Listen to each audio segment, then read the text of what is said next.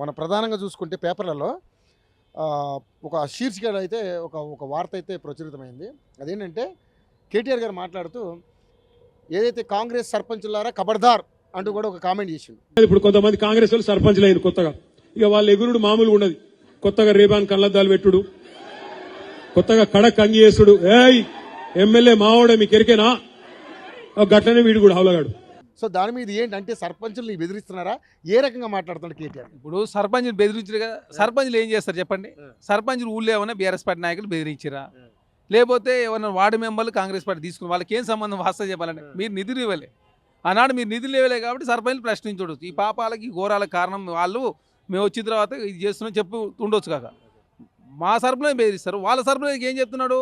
అడ్వకేట్లు పెడతాం, జిల్లాకు ఒక సెల్లును ఏర్పాటు చేస్తాం అంటే మీ ఎవరు మీలాగే ఉన్న సర్పంచ్ మీద అక్రమంగా కేసులు పెట్టి కాంగ్రెస్ పార్టీ గుంజుకుంటున్నాం మేమన్నా? వీళ్ళు చాలా లంగాలు కాంగ్రెస్ వాళ్ళు. వాళ్ళ మాటినకపోతే ఏం చేస్తారు? సర్పంచ్ గారిని ఏదో ఒక దానిలో ఇరికిచ్చి వాళ్ళని సస్పెండ్ చేయాలి. ఎందుకంటే అధికారం కదా, సస్పెండ్ చేయాలి. సస్పెండ్ చేసి ఉప సర్పంచ్ వాళ్ళ మనిషిని పెట్టుకోవాలి, వాళ్ళకు బాధ్యత ఇవ్వాలని చెప్పి లంగ కథలు చేస్తారు. అందుకే మనకు కూడా తెలివి ఉంది కాబట్టి, భగవంతుడు వాళ్ళకే కాదు మనకు కూడా తెలివితేటలు ఇచ్చిండు కాబట్టి నేనేం చెప్తున్నా అంటే, జిల్లాల వారీగా సర్పంచులకు అండగా నిలబడేందుకు ప్రతి జిల్లాలో లీగల్ సెల్ ఏర్పాటు చేస్తాం. ఎక్కడ ఎవడన్నా మిమ్మల్ని సస్పెండ్ చేసే ప్రయత్నం చేస్తే వెంటనే ఒక సెకండ్ కూడా మీరు ఆలస్యం చేయకండి. జిల్లా పార్టీ ఆఫీస్ ఇక్కడనే మీకు పక్కనే ఉన్నది. చెక్ పవర్ రద్దు చేస్తామో లేకపోతే మా పార్టీలో రావాలి మేమైతే అడుగుతలేం. మేము మా పార్టీ నుంచి 5-6 మంది పోటీ చేస్తేనే ఎవరైనా పోటీ చేసి గెలిచిన తర్వాత చూసుకుందాం అని చెప్పేసి మేము డెమోక్రటిక్గా వదిలేస్తే 66% గెలిచినాం మేము. మీకు 80% నుంచి మీరు 26% తక్కువ మేము గెలిచినాం, కాంగ్రెస్ పార్టీని ఓడగొడతాం. కాంగ్రెస్ ఏమైపోయింది? ఏం కాలే కదా. ముందు ముసుల పండగ మేము 20% నుంచి 66% సర్పంచులు వచ్చినాయి, 3 ఎంపీల నుంచి 8 ఎంపీలు వచ్చినాయి. మా ఓటు బ్యాంక్ 20% నుంచి 42-43% అట్నే ఉన్నది. మీ కంటోన్మెంట్ గెలిచి, మీ జూబ్లీస్ గెలిచి, మీ తెలంగాణ రాష్ట్రంలో కాంగ్రెస్ పార్టీగా మేము ముందుకు పోతా ఉన్నాం. మీరు 2005లో 2 ఎంపీలు, 2009లో దాదాపు 2005లో 5 మంది ఎంపీలు, 2009లో 2, 2014లో 11 మంది, 2019కి వస్తాక 9 మంది. ఈరోజు గుండు సున్నా. మీరు లోక్సభలో ప్రాతినిధ్యం లేదు మీ పార్టీ పెట్టినప్పటి నుంచి. ఓటు బ్యాంకు 37% నుంచి 17% పడిపోయింది. 20% భారతీయ జనతా పార్టీ షిఫ్ట్ అయింది. ఓటు బ్యాంక్ భారతీయ జనతా పార్టీ షిఫ్ట్ అయింది తప్ప ఓటు బ్యాంక్ కాంగ్రెస్ రాదు. కాబట్టి భారతీయ జనతా పార్టీ బీఆర్ఎస్ పార్టీ పొత్తు పెట్టుకుంటే కాబట్టి లోకల్ బాడీ ఎలక్షన్ మొన్న జరిగింది. కరీంనగర్ గ్రాడ్యుయేట్ టీచర్స్ భారతీయ జనతా పార్టీ గెలవాలి కాబట్టి బీఆర్ఎస్ పార్టీ పోటీ చేయదు. కరీంనగర్లో లోకల్ బాడీ ఎలక్షన్ ఎమ్మెల్సీ భారతీయ జనతా పార్టీ 200 ఓట్లు వాళ్ళు పోటీ చేయరు. వరంగల్ సంబంధించి 2 పోటీ చేస్తే మధ్యలో కాంగ్రెస్ పార్టీ గెలిచింది. కాబట్టి 2 పోటీ చేస్తే కాంగ్రెస్ పార్టీ గెలుస్తుంది. కాబట్టి ఒకళ్ళు స్లో అవుతారు, ఇంకోళ్ళు ముందుకు వస్తారు అన్నట్టు. మన జూబ్లీస్ ఎలక్షన్ కూడా అదే కదా. Bharatiya Janata party down support ఉంటాలకే బీఆర్ఎస్ పార్టీ సెకండ్ వచ్చింది. కంటోన్మెంట్లో బీఆర్ఎస్ పార్టీ సపోర్ట్ చేయకుండా ఉంటాలకే భారతీయ జనతా పార్టీ సెకండ్ వచ్చిన పరిస్థితి. అట్లా అంటే లోపాయికరకు ఒప్పందం పెట్టుకుంది వాళ్ళు, కలిసి పోటీ చేసేది వాళ్ళు, పంచుకున్న సొమ్మును ఈవీడీ సిబిఐ ఎన్నికడానికి రాకుండా భారతీయ జనతా పార్టీ కాపాడుతాం. దానికి కాంగ్రెస్ పార్టీ రేవంత్ రెడ్డి కలకుల కవితకు సంబంధం ఉంది, ఇద్దరు కలిసి వ్యాపారం చేశారని ఏదో ఒకటి జోడించాలా. వాళ్ళకు Telugu scribe, Namaste Telangana, T news, YouTube channels, వాళ్ళ అకౌంట్లో చాలా పైసలు 1515 కోట్లు ఉన్నాయి వాళ్ళ అకౌంట్లో. దానికి ఇంట్రెస్ట్ సంవత్సరానికి 100 కోట్లు వస్తాయి. 100 కోట్లు స్ట్రైట్ అవే నెలకు ఖర్చు పెడుతున్నాం. నెలకు 10 కోట్లు ఖర్చు పెడుతున్నట్టు 100 కోట్లు. మరి అదే కాకుండా మీరు చూడండి, కాంగ్రెస్ పార్టీ 60 సంవత్సరాలు దేశాన్ని పాలించినాం మేము. కాంగ్రెస్ పార్టీ జాతీయ స్థాయి అకౌంట్లో 900 కోట్లు మాత్రం ఉన్నాయి. 60 సంవత్సరాలు దేశానికి ప్రధానమంత్రులు, రాష్ట్రపతులు, ఉపరాష్ట్రపతులు, ముఖ్యమంత్రులు అందించిన పార్టీకి మాకున్నది 900 కోట్లు. మీ అకౌంట్లో 9 సంవత్సరాలు పాలించిన వాళ్ళకు మీ 1515 కోట్లు మీ అకౌంట్లో ఉంటే, తర్వాత నరేంద్ర మోడీ గారి ప్రభుత్వం వారు వచ్చి 11 సంవత్సరాలు, వాజ్పేయి గారు 6 సంవత్సరాలు, మొత్తం 17 సంవత్సరాలు. వాళ్ళ అకౌంట్లో 11,000 కోట్లు ఉన్నాయి. 11,000 కోట్లు భారతీయ జనతా పార్టీ అకౌంట్లు ఉన్నాయి. మరి ఎవరు అవినీతి చేసినట్టు? అవినీతి పనులు మీరా మేమా? లాస్ట్కు టాటా నుంచి కూడా 700 కోట్ల రూపాయలు తీసుకొని వాళ్ళు టాటా ట్రస్ట్ నుంచి తీసుకున్నారు కదా.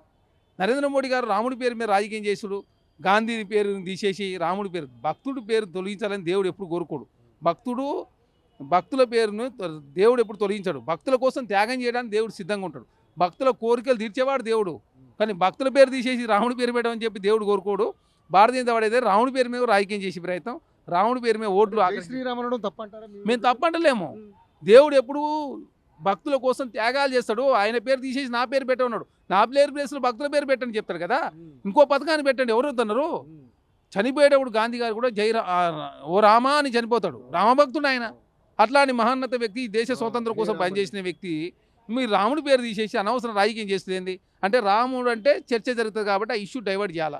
ఈ దేశంలో నిరుద్యోగం కావచ్చు, ఆకలి చావులు కావచ్చు, అప్పులు కావచ్చు, పరిపాలన కావచ్చు, డెవలప్మెంట్ కావచ్చు, ఏది చర్చ రావద్దంటే రాముడు, రామ మందిరం ఒకసారి, పుల్వామా అని ఇంకోసారి, బాలాకోట్ అని, పాకిస్తాన్ అని, తర్వాత 2G స్పెక్ట్రమ్ అని, తర్వాత ఒక్కోసారి ఒక్కొక్కటి తీసుకొచ్చి దేశంలో ప్రజల్ని డైవర్ట్ చేసే ప్రయత్నంలో భారతదేశం ముందుకు పోతా ఉంది.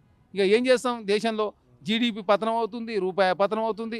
రూపాయి పతనం కాకపోతే 2014 పెద్ద పెద్ద స్టేట్మెంట్లు మన్మోహన్ సింగ్ గారు ఉంటే బంగ్లాదేశ్ రూపాయి ఎట్టుంది, పాకిస్తాన్ ఎట్టుంది, ఇండియా ఎట్టుంది అన్నాడు. ఇప్పుడు ఇండియా 100 రూపాయలకైంది, 64 నుంచి 100. అప్పులు మీ 14 మంది ప్రధానులు 64 లక్షల కోట్లు చేసి 200 లక్షల కోట్లు అయింది అప్పు. నిరుద్యోగం పెరుగుతుంది, ఆకాశాలు పెరుగుతున్నాయి, ప్రభుత్వ రంగ సంస్థలు కూడా పోతున్నాయి. అదే ఎన్డీఏ అంటే national development for Adani Ambani, BJP అంటే భారతీయ Joomla party, British Janata party అయిపోయింది ఇప్పుడు. అయినా మీరు ఎంతసేపు అదానికి అంబానీకి అడగడు. 8 లక్షల కోట్ల రూపాయల సంబంధించిన ప్రభుత్వ రంగ సంస్థలను 60,000 కోట్ల రూపాయలకు అదానికి ఇచ్చిరండి భారతీయ జనతా. ఒక్క ప్రభుత్వ రంగ సంస్థను నెలకొల్పిన నరేంద్ర మోడీ గారు వచ్చిన తర్వాత ఏమనంటే 4వ అతిపెద్ద ఆర్థిక, ఎక్కడ 4వ అతిపెద్ద ఆర్థిక వస్తాయని చెప్పండి. 4వ అతిపెద్ద ఆర్థిక వస్తాయి ఏంటి? భారతదేశం 140 కోట్ల మంది ఉన్నారు. 140 అంటే మీరు దాదాపు 130 సంవత్సరాలు మీరు పరిపాలన చేశారు, దాదాపు 60 సంవత్సరాలు పరిపాలన చేశారు. ఈ పార్టీ మీకు ఉన్నది 130 సంవత్సరాలు. కానీ ఎప్పుడు ఇంత హైప్ రాని ఇది ఈ బీజేపీ వచ్చిన తర్వాత మరి భారతదేశం ఈరోజు 4వ స్థానంలో ఆర్థిక పరంగా ఉందని అంటే అదే చెప్తున్నా. 4వ స్థానం అని ఎట్లా అంటారంటే, ఒక 1000 మంది ఉండండి ఒక గ్రామంలో, 1000 మంది 100 రూపాయలు సంపాదిస్తే ఎంత అవుతుంది? లక్ష అవుతుంది. 100 మంది 1000 రూపాయలు సంపాదిస్తే లక్ష అవుతుంది. భారతదేశం 140 కోట్ల మంది కాబట్టి నీకు 4వ ఆర్థిక వ్యవస్థ. రేపు 20 కోట్ల మంది 3వ స్థానానికి వస్తాం. మన ఆర్థిక స్థితిగతులు పెరగలే కదా. ఎక్కువ మంది ఉండి తక్కువ సంపాదిస్తున్నాం, తక్కువ మంది ఉండి ఎక్కువ సంపాదిస్తే కదా డెవలప్మెంట్ అయినట్టు. జనాభా పెరుగుతుంది కాబట్టి ఆర్థిక వ్యవస్థ అవతరిస్తుంటే దాన్ని మన స్థానం 144 ప్లేసు ఈ లెక్కన చేసుకుంటే. అంటే చిన్న చిన్న దేశాల కన్నా కూడా మనం వెనక. ఇంకోటి నరేంద్ర మోడీ గారు వచ్చింది కాలుష్యం తీసుకోండి. మీరు ఢిల్లీలో లాస్ట్కు రాష్ట్రంలో భారతీయ జనతా పార్టీ ఉంది, రేఖా గుప్తా గారు. దేశంలో నరేంద్ర మోడీ గారు. ఢిల్లీలో పనిదినాలు మొత్తం కూడా సెలవులు ఇచ్చిన పరిస్థితి స్కూళ్లకు వాయుకాలు. భారతదేశము ప్రపంచంలో 3వ అతిపెద్ద కాలుష్య దేశం. Bangladesh number 1, Pakistan number 2, India. భారతదేశంలో అత్యంత కలుషితమైన ఏదైతే అర్బన్ సిటీస్ 10 ఉంటే 10లో చెన్నై, బెంగళూరు, హైదరాబాద్ అన్నీ ఉన్నాయి కదా. రేపు ఆ పరిస్థితి రావద్దని చెప్పి హైదరాబాద్లో కాంగ్రెస్ ప్రభుత్వం వచ్చిన తర్వాత హైడ్రా తీసుకొచ్చి, హిల్టు పాలస్ తీసుకొచ్చి కాలుష్యమైన ఇండస్ట్రీస్ బయటికి పంపుడు. అదే కాకుండా మూసిని పునరుద్ధరణ చేసి మూసిని ప్రక్షాళన చేసే ప్రయత్నం, RRR తీసుకొచ్చుడు, ఫార్మా సిటీ రద్దు చేసి 4 సిటీ నిర్మాణం, తర్వాత మెట్రోను విస్తరించాలి, పబ్లిక్ ట్రాన్స్పోర్ట్ 70% పెంపొందించే ప్రయత్నం. అట్లయితే పబ్లిక్ ట్రాన్స్పోర్ట్ పెరిగితే ఒక కార్ ప్లేస్లో ఒక 5 కార్ల ప్లేస్ ఒక బస్సు నడుస్తుంది. బస్సులో 60 మంది పోతారు, కార్లు ఎంతమంది పోతారు? 10 మందే కదా. 50 మంది సేఫ్ అయినప్పుడు కాలుష్యం తగ్గుతుంది, ట్రాఫిక్ తగ్గుతుంది, ఇవన్నీ ట్రాఫిక్ జామ్స్ తగ్గుతాయి అని చెప్పి ప్రభుత్వం భావించి ఒక సదుద్దేశంతో ముందుకు పోతాను.